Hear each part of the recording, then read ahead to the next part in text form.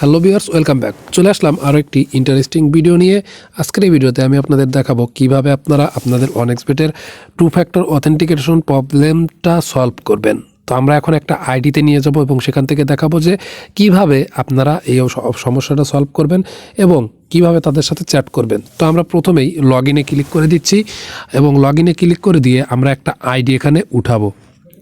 তো আমরা এখানে একটা আইডি তুলে দিচ্ছি 7392080077। তো এটা উঠিয়ে দিলাম। দেওয়ার পর আমরা নিচে আমরা পাসওয়ার্ড উঠিয়ে দিব। তো আমাদের এই আইডিতে কিন্তু টু ফ্যাক্টর অন করা আছে, সেটাও আমি আপনাদের দেখাচ্ছি। তো আমি পাসওয়ার্ডটা পেস্ট করে দিলাম, দেন এখান থেকে লগ ইন করবো। তো লগ ইন করার পর আপনারা দেখতে পাচ্ছেন আমার কিন্তু ইন্টার গুগল অথেন্টিকেশন কোড, তো এটা কিন্তু চাচ্ছে, আমাদের কোড কিন্তু নাই। তো এখন আমাদেরকে এখানে কোডটা বন্ধ করতে হবে। আমরা আইডি থেকে কিভাবে বন্ধ করে আমাদের আইডিতে লগ ইন করবো সেটা আমি দেখাবো। তো দেখুন, এখান থেকে এই অপশনটা আসার পর আমাদের যেহেতু কোড নাই, সেক্ষেত্রে আমরা কী করবো, এখানে সাপোর্ট টিম, তো আপনারা দেখতে পাচ্ছেন সাপোর্ট টিম লেখা রয়েছে। আপনারা এই সাপোর্ট টিমের উপরে ক্লিক করে দিবেন। তো আমি এখানে সাপোর্ট টিমের উপরে ক্লিক করে দিচ্ছি। দেন এখান থেকে আপনারা চ্যাট অপশন দেখতে পাচ্ছেন, call back, online call, contact, যে কোনো একটা থেকে আপনারা অপশন ক্লিয়ার করতে পারবেন। আপনারা চাইলে তাদের সাথে কল ব্যাক দিয়ে তারা কল ব্যাক করে আপনার সাথে কথা বলবে, এটা করতে পারেন। অনলাইনে কল দিতে পারেন, কন্ট্যাক্ট করতেও পারেন এবং চ্যাট থেকে তাদের সাথে চ্যাট করতে পারেন। তো চ্যাট করে তাদের কাছ থেকে জেনে নেবেন যে এই টু ফ্যাক্টর বন্ধ করতে আপনাদের কি কি প্রয়োজন হবে। তো আমি চ্যাট অপশনের মধ্যে চলে যাচ্ছি।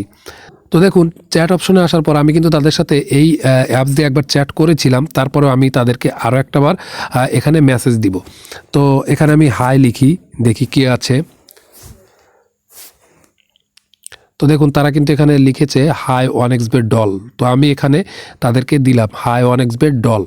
তো এটা আমি লিখে দিলাম তাদেরকে, দেখি তারা কি রিপ্লাই দেয়। তো দেখুন, আমি তাদেরকে যখন দিয়েছি তারা কিন্তু অ্যাসিস্ট্যান্ট থেকে আমাকে একটা মেসেজ করেছে, শুভেচ্ছা, এটি প্রায়শই জিজ্ঞাসিত প্রশ্নগুলির একটি সংগ্রহ যা আপনাকে তাৎক্ষণিকভাবে আপনার সমস্যার উত্তর পেতে সাহায্য করবে। নিচে আপনার প্রশ্ন টাইপ করুন। তো আমি এখানে লিখব যে, দেখুন এই যে তারা কিন্তু আমাকে এই মেসেজটা দিয়েছে। দেওয়ার পর আমরা এখানে তাদেরকে প্রশ্ন করব। আমি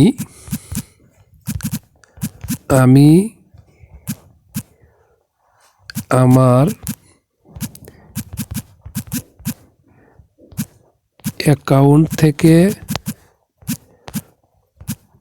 টু ফ্যাক্টর অথেন্টিকেশন অফ, তো এটা লিখে আমি তাদেরকে মেসেজ কিন্তু পাঠিয়ে দিলাম। তো দেখুন, তারা কিন্তু আমাকে দেখেছে, রিপ্লাই দিয়েছে যে সম্ভবত আপনি এটিই খুঁজছেন। তো দেখুন, আমি আমার অ্যাকাউন্ট থেকে উত্তোলন করতে চাই। তারা কিন্তু কয়েকটা অপশন দিয়েছে। তো এখান থেকে আপনাকে অবশ্যই সিলেক্ট করতে হবে যে সমস্যাটা আপনার। দেখুন, এখানে আমি লিখব, এই যে দেখুন 2 নম্বরে রয়েছে, আমি কি আমার টু ফ্যাক্টর অথেন্টিকেশন নিষ্ক্রিয় করতে পারি। তো এখানে আমি ক্লিক করে দিলাম।